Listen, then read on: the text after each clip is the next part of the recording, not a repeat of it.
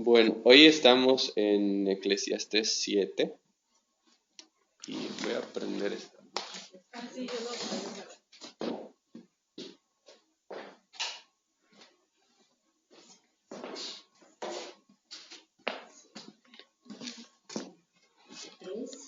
Eclesiastés 7 y vamos a leer del 1 al 12. Dice así.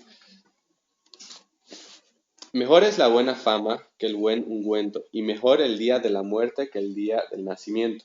Mejor es ir a la casa del luto que a la casa del banquete, porque aquello es el fin de todos los hombres, y el que vive lo pondrá en su corazón.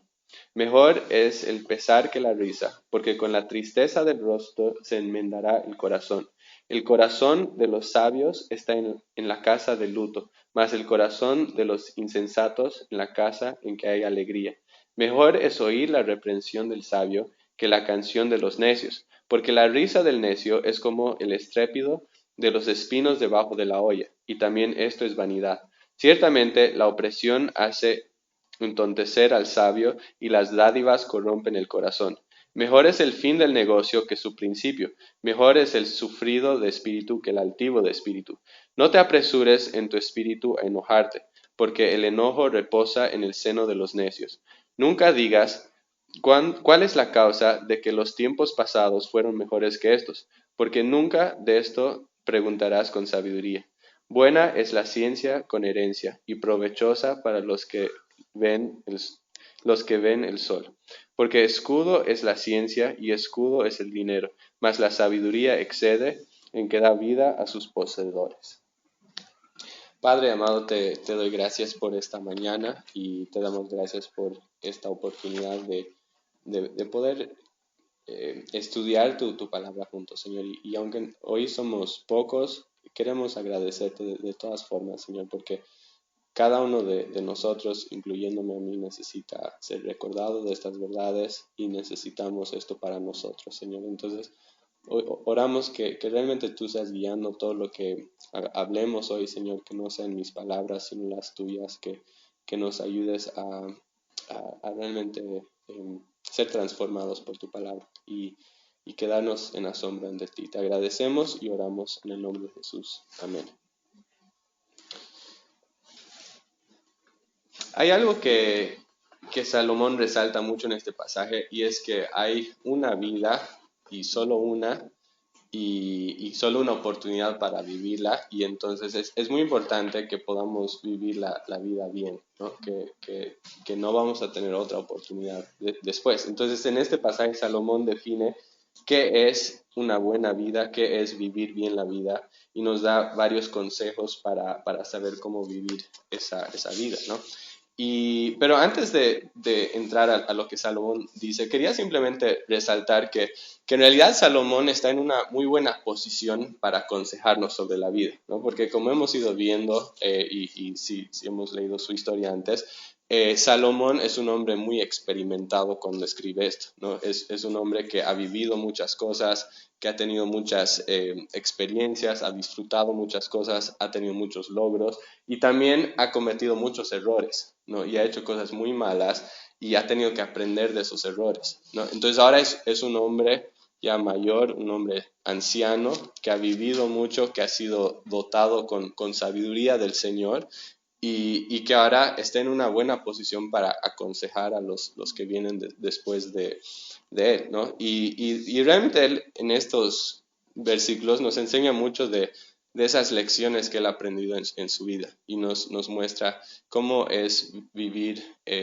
cómo nosotros podemos vivir de una forma correcta, ¿no? Que cuando nosotros lleguemos al final de nuestras vidas no nos arrepintamos de que no vivimos como deberíamos o que no estemos preparados para morir, ¿no? Entonces, en este pasaje quería hablar de 5 pautas que Salomón nos enseña aquí.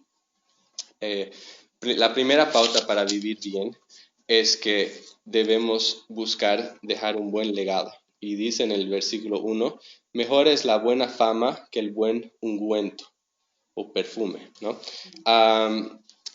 en el tiempo pasado los perfumes eran cosas muy caras, ¿no? Eran cosas que solo los ricos tenían. Si se acuerdan cuando Jesús, o cuando una mujer ungió a Jesús, eh, decían que ese perfume podría haber sido vendido y que podrían recibir como el salario de un año, de un obrero, ¿no? Entonces era algo muy costoso y por eso se indignaron de que ella vaya y lo derrame en sus pies, lo veían como un desperdicio, ¿no es cierto? Y entonces, cuando pensamos en perfume, son cosas caras, ¿no? El perfume era una de las posesiones más caras que una persona podría tener. Um, y entonces cuando Salomón nos dice aquí que la, la, la buena fama es mejor que un buen perfume, nos está diciendo que cuando tú piensas en tu vida, la posesión más preciada que tú tienes es tu nombre, no tu fama, básicamente. Y eso es un reflejo de tu carácter, de quién eres, de cómo vives, ¿no? Y eso es lo más precioso que tú tienes. Y es interesante, ¿no? Cuando nos ponemos a pensar en qué es lo que yo quiero, digamos, qué es lo que yo puedo dejar a mis hijos o qué puedo dejar yo a las personas que vienen detrás de mí, no deberíamos pensar en términos de dinero, ¿no? No deberíamos pensar en términos de que le voy a dejar una casa o una cuenta bancaria o todas estas cosas, ¿no? No deberíamos pensar en cosas materiales, tampoco en mi apariencia, ¿no? Porque al fin de cuentas, por más que yo huela bien y todo, al final de cuentas son cosas que no importan mucho, ¿no? Cuando yo pienso en qué es lo que yo puedo dejar a los que vienen detrás de mí, lo mejor que yo puedo dejar es un ejemplo de un hombre o de una mujer que realmente ama a Dios de todo corazón y que lo busca con todas sus fuerzas. Y me ponía a pensar digamos, en personas que han dejado un legado así. Y no sé si alguna vez han escuchado de Susanna Wesley. Ella era la madre de uno de los grandes como teólogos o cristianos en siglos pasados, ¿no? Pero es interesante su historia porque ella era una mujer con una vida muy, muy complicada. Ella tuvo 19 hijos y 9 de ellos murieron en la infancia, pero todavía le quedaron 10, ¿no? Entonces se pueden imaginar, ¿no? Un caos la casa, un despelote. Si con 3 estamos sufriendo, imaginen con 10. Pero era tremendo, ¿no? O sea, todas las responsabilidades de la casa. Pero además de eso, que su esposo era un hombre muy ausente, que estaba viajando por todo lado con el trabajo y no estaba mucho en la casa. Y encima de eso, él no con lo que ganaba no proveía bien para la casa. Entonces ella tenía que salir, tenía que digamos, trabajar en los campos, más en agricultura y todo eso, ¿no? Entonces tenía una casa con muchos hijos, tenía que encargarse de la granja y todo eso, ¿no? Cuidar las finanzas. Es como que mucha responsabilidad, ¿no? Y entonces nos ponemos a pensar y podríamos decir, bueno, imaginando una señora con tanta cosa, podemos imaginar que tal vez ella no tenía mucho tiempo para dedicar al Señor o para realmente orar digamos, estar en la palabra. Pero es interesante que ella, aunque estaba tan ocupada, hacía tiempo para eso, ¿no? Y ella pasaba como 2 horas al día en oración y en la palabra, ¿no? Y obviamente, o sea, no estoy tratando de decir que ese es el número que tiene que ser 2 horas ni nada de eso, ¿no? Pero lo interesante es que cuando algo realmente es una prioridad para nosotros, encontramos tiempo, porque siempre hay tiempo para lo más importante, ¿no? Entonces, y además de ella, digamos, una de las cosas que hacía ella, porque había caos en la casa, es que ella iba, se sentaba en la silla y se cubría con el delantal su cara, ¿no? Entonces los niños sabían que cuando ella estaba haciendo eso significaba que era su tiempo para estar con Dios y que no tenían que molestarla, ¿no? Claro, y además de eso, entonces ella, digamos, pasaba tiempo sola, pero también invertía en sus hijos, ¿no? Y les enseñaba de la palabra, hacía devocionales con ellos, les leía todo, ¿no? Y entonces, es increíble porque, digamos, años más tarde sus hijos recuerdan eso y es algo que les marcó de por vida, ¿no? Y ellos eran lo que eran en gran parte por cómo su madre había invertido en ellos. Entonces yo me ponía a pensar, ese es el tipo de legado que yo quiero dejar, ¿no? Y que Salomón nos está diciendo que dejemos, que realmente que nuestros hijos digamos, la gente que nos rodea cuando nos miren, cuando vean nuestras vidas o cuando escuchen nuestras historias después, que realmente nuestras vidas sean algo que inspiren a otros a buscar más de Dios, que dejemos un buen legado. Y entonces es un poco para pensar en nuestras vidas, ¿no? ¿Cuál es el legado que yo estoy dejando? ¿No? Cuando la gente piensa en mí, cuando piensa en ti, ¿qué es lo que piensa? Qué es lo que viene a sus mentes? ¿No? Ven una persona que está apasionada por Dios, ven una persona que tiene tiempo para Dios, que tiene tiempo para amar a otros, que rebalsa con gozo porque está caminando con Dios. O cuando la gente nos mira, ven personas que estamos fríos espiritualmente, que no tenemos tiempo para Él, que no amamos a las personas, que siempre estamos quejándonos. O sea, ¿qué es lo que la gente ve cuando nos mira? Y es importante porque en realidad con cada cosa que hacemos, cada día que pasamos, estamos dejando un legado, estamos haciendo un nombre, estamos haciendo una fama, ¿no? Y eso es o bueno o malo. Y entonces es bien importante, ¿no? Y no tanto no es porque qué va a pensar la gente de mí. Al final eso no cuenta mucho, no importa mucho qué es lo que la gente piensa de Andrés James. Pero lo que es importante es que cuando lo que la gente ve en mí va a afectar lo que ven de Jesús, ¿no? Entonces, por eso es tan importante que realmente busquemos dejar un buen legado, porque el nombre de Jesús está en juego acá, ¿no? Y entonces es algo súper importante. Okay, la segunda pauta que Salomón nos da para vivir una vida bien, como se debe, es que debemos pensar a menudo en la muerte, a menudo en la muerte.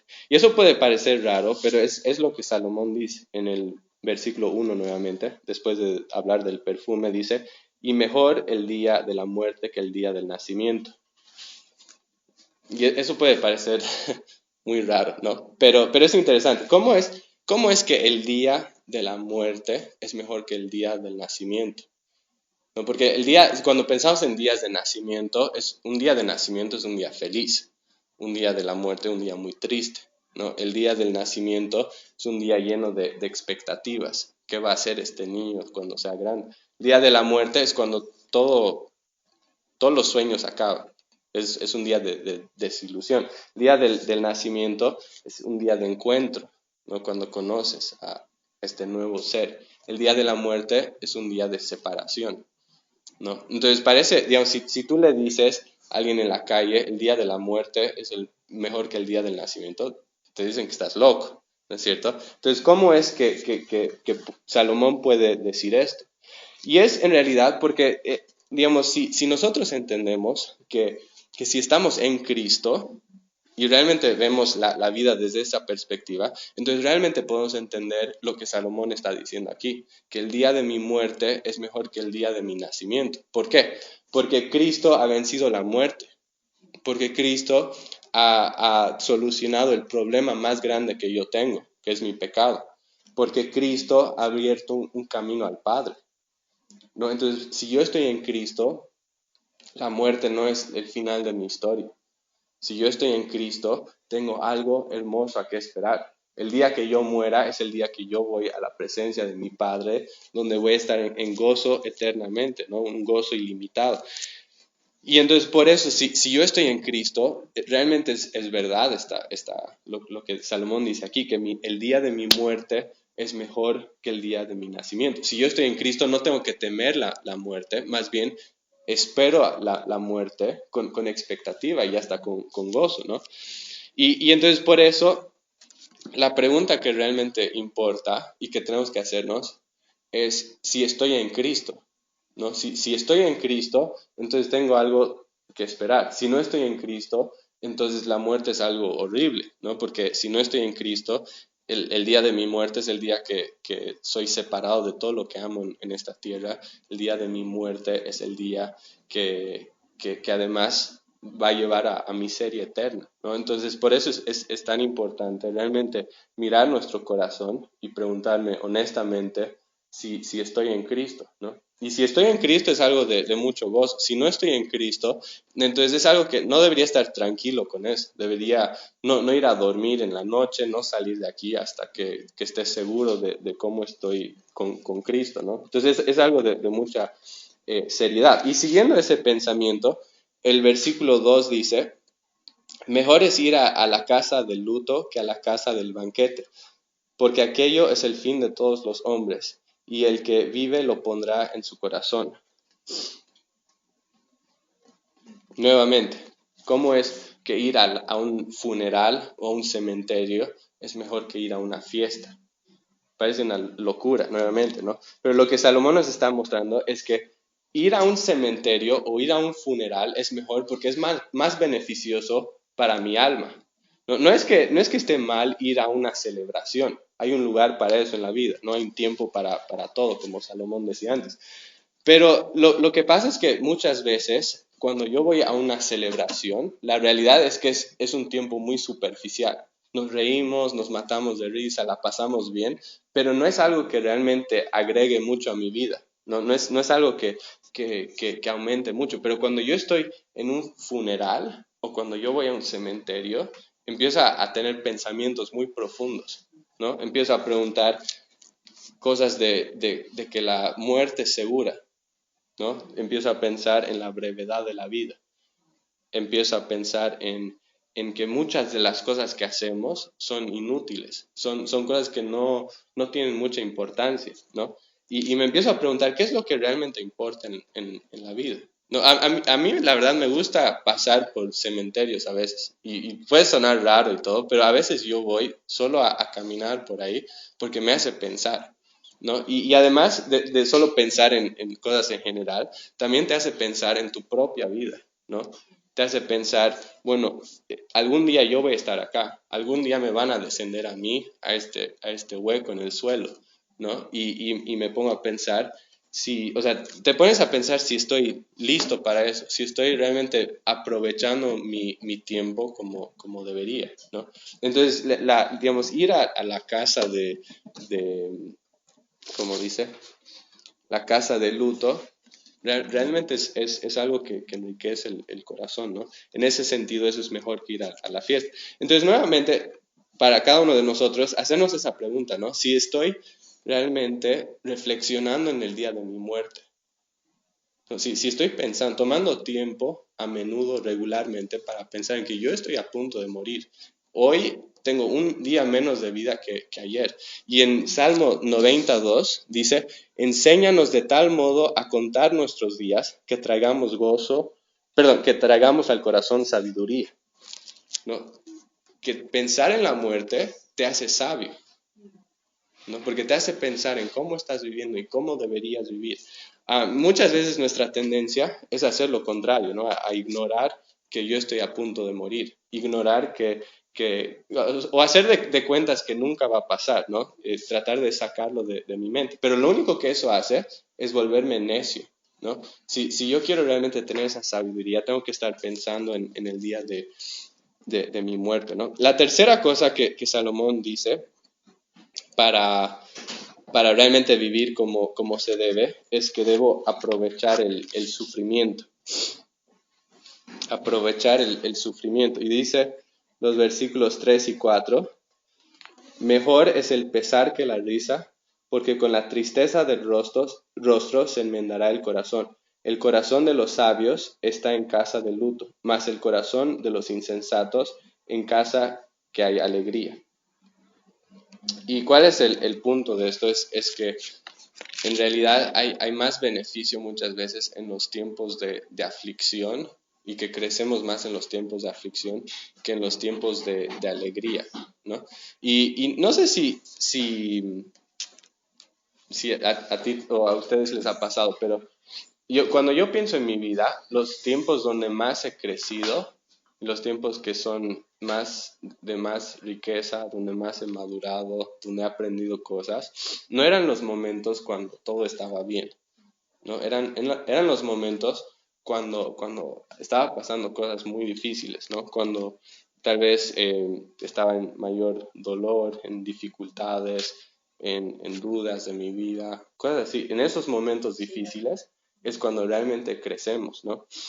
Y es porque en esos momentos es cuando más me doy cuenta, estoy más sensible a la realidad de que necesito a Dios, que no puedo hacer nada sin Él. Es una oportunidad para aferrarme a Él. Y al mismo tiempo, al mismo momento es un tiempo cuando mi corazón está más sensible, ¿no? Y Dios va a moldear mi corazón de una forma diferente. Había un presidente de Estados Unidos que decía, nunca en nuestra historia,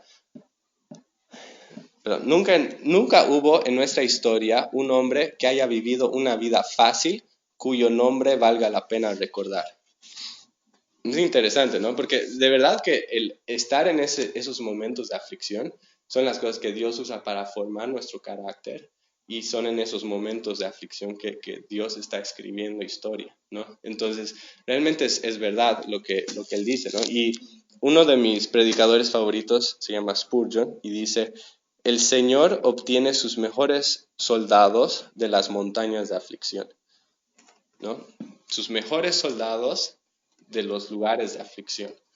Y creo que es muy cierto, ¿no? Cuando miramos la historia del cristianismo, muchas de las personas digamos que han tenido más influencia son personas que pasaron cosas muy, muy difíciles, ¿no? Entonces, por eso, por todo lo que dice, es tan importante aprovechar esos momentos de aflicción en nuestra vida. No sé si alguna vez han visto en las películas cuando están haciendo algo de metal, ¿no? Un herrero, o sea, ¿han visto? Que toma y ¿qué hace? Mete el metal al fuego, ¿no? Y lo calienta, casi al punto que está anaranjado, se está derritiendo. Y después agarra y empieza a golpear con un martillo, ¿no? Es un proceso, digamos, digamos, si yo fuera ese pedazo de metal, es un proceso muy doloroso, o sea, es brutal, ¿no? Porque lo calienta y después lo golpea y todo, ¿no? Pero esa es la única forma de que el herrero pueda crear lo que está tratando de crear, por lo menos en la antigüedad, ¿no? Ahora debe haber otras formas. Pero, digamos, me ponía a pensar en que eso es lo que Dios hace con nuestras vidas, ¿no? Que Dios nos pone en situaciones de calor, ¿no? Situaciones incómodas, porque está preparando nuestros corazones, ¿no? Para que estén más sensibles. Y después toma su martillo transformador y empieza a golpear nuestras vidas, ¿no? Y a golpear para hacernos más como su Hijo Jesucristo. Y ese proceso es súper doloroso, puede ser súper incómodo, pero es necesario. Y lo que tenemos que recordar cuando estamos pasando esos tiempos es que cada golpe tiene un propósito y que cada golpe también es dado con amor, ¿no? Jesús no permite que suframos solo porque sí, pero Él usa esas cosas para nuestro bien, ¿no? Entonces, pensando un poco en la práctica, ¿qué significa esto? No es que ahora yo voy a salir y tratar de buscar sufrimiento o tratar digamos, pasar tiempos malos solo para crecer. Pero la verdad es que también si yo entiendo que una de las herramientas principales que Dios usa para transformar mi vida es la aflicción, entonces cambia dos cosas. Cambia la forma que yo veo las aflicciones que vienen a mi vida y además cambia la actitud que yo tengo cuando estoy pasando eso, ¿no? Cambia cómo veo, porque ya no lo veo simplemente como algo que sucedió sin propósito, algo que tengo que soportar porque sí, ¿no? Más bien lo estoy viendo como una oportunidad de poder ser transformado por Dios y de poder ser más como Jesucristo, ¿no? Y además cambia mi actitud porque cuando estoy pasando esa prueba, no estoy simplemente amargado de la vida y quejándome y haciendo esas cosas, sino que realmente estoy tratando de acercarme a Dios y ver qué es lo que Jesús quiere hacer en mi vida, ¿no? Entonces cambia mucho la forma que enfrentamos las dificultades. Entonces quería que nos pongamos a pensar en nuestras propias vidas, ¿no? Cuando vienen las aflicciones, ¿estás aprovechando esos momentos? ¿Estás aprovechando las aflicciones de tu vida?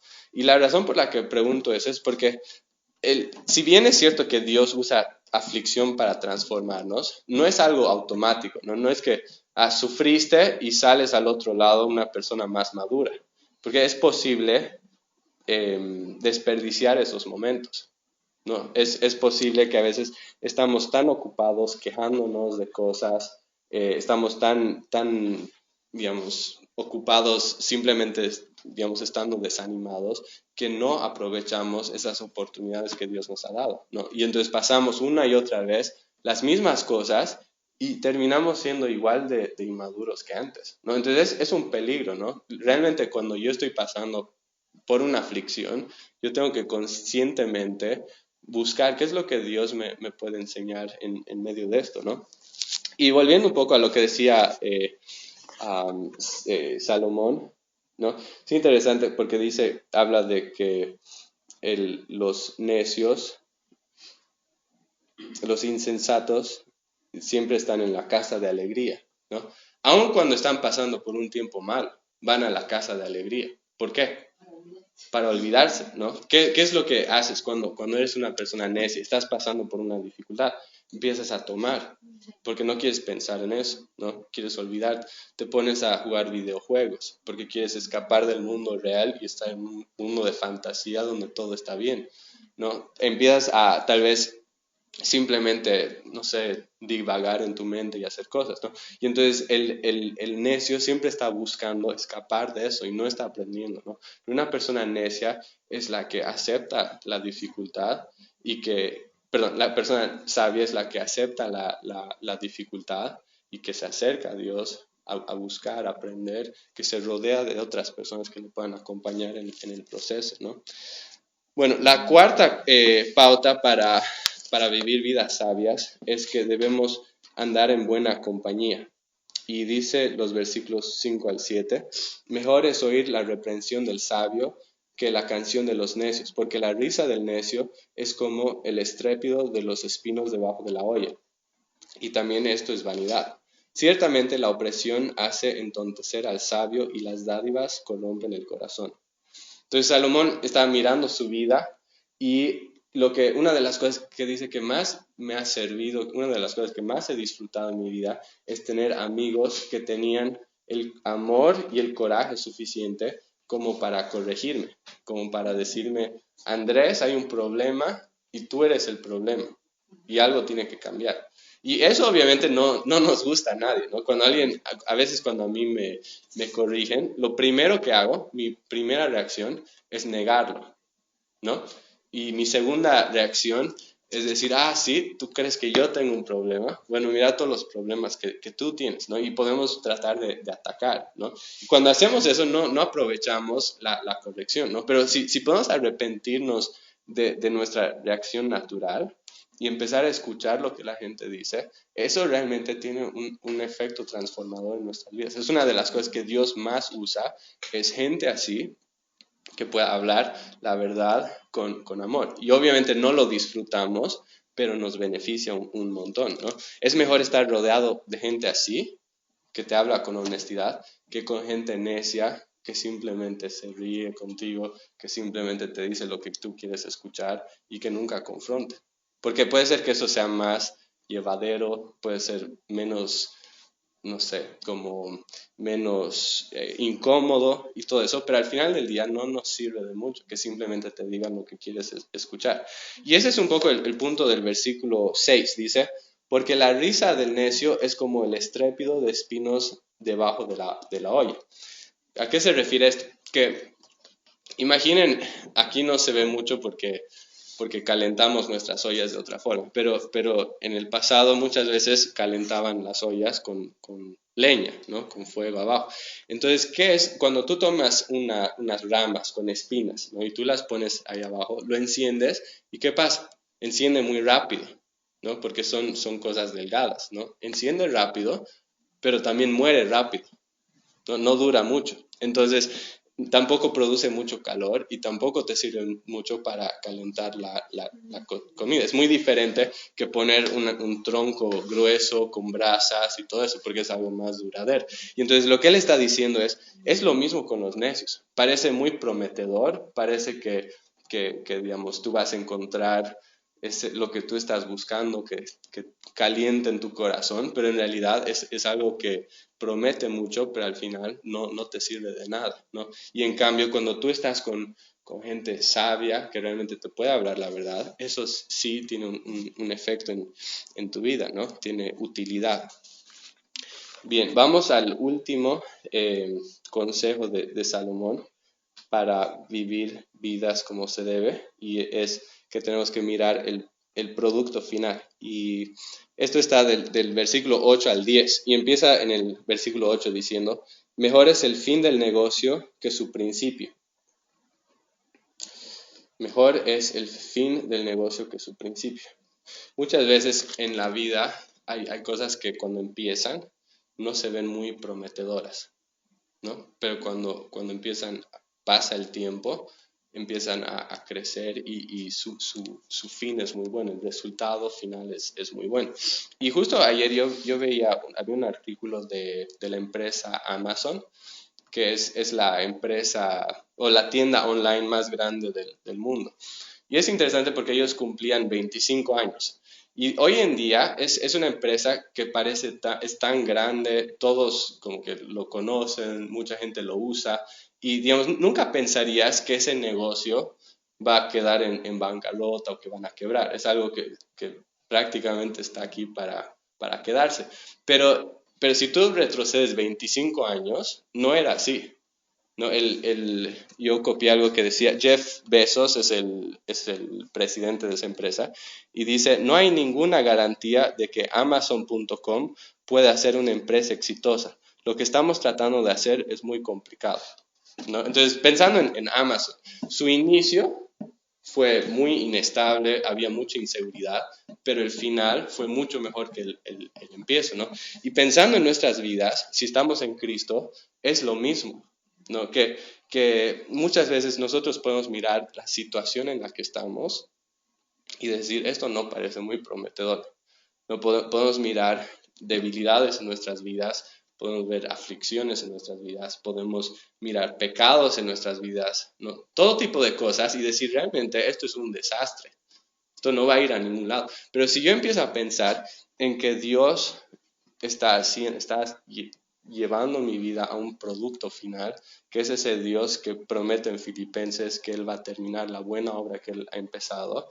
Entonces eso cambia todo, ¿no? Me da una paz, me da una tranquilidad, me da consuelo, me da esperanza en esta vida, ¿no? Entonces, realmente si quiero, digamos, vivir esa vida con gozo, realmente tranquilo de que Dios está haciendo algo, tengo que mirar el producto final, ¿no? No mirar, digamos, no quedarme con el ahora, no quedarme en el pasado, no desesperarme por la situación que estoy pasando, no desesperarme o enojarme porque tengo que esperar, ¿no? Sino realmente poner los ojos en Dios, en lo que Él está haciendo y dejar que esa realidad eh, realmente alegre mi corazón, ¿no? Entonces, para terminar, simplemente quería eh, nuevamente preguntar lo que decía al principio, ¿no? ¿Cómo quisieras llegar al fin de tu día, de tus tiempos? Yo honestamente quisiera llegar bien, ¿no? Digamos, mirando atrás, viendo mi vida atrás y no lleno de remordimiento de todas las cosas que hubiera querido hacer diferente. Hay un pastor que escribe un libro que se llama No desperdicies tu vida. Y dice que una vez su padre estaba predicando y después de la prédica vino adelante un señor que estaba llorando, ¿no? Un señor mayor y decía, lo he desperdiciado, ¿no? Porque se daba cuenta que había desperdiciado su vida y estaba lleno de remordimiento de cómo lo había hecho, ¿no? Y, y obviamente Dios puede restaurar, ¿no? Y Dios puede cambiar y puede restaurar tiempo perdido y todo, ¿no? Pero al mismo tiempo es tan importante que podamos ver la seriedad de nuestras vidas, ¿no? Que solo hay una vida, solo una oportunidad para vivir y que podamos terminar bien, estar preparados para la muerte. Y entonces para eso, volviendo a lo que decía Salomón, dejar un buen legado, pensar a menudo en la muerte, aprovechar el sufrimiento, andar en buena compañía y mirar el producto final.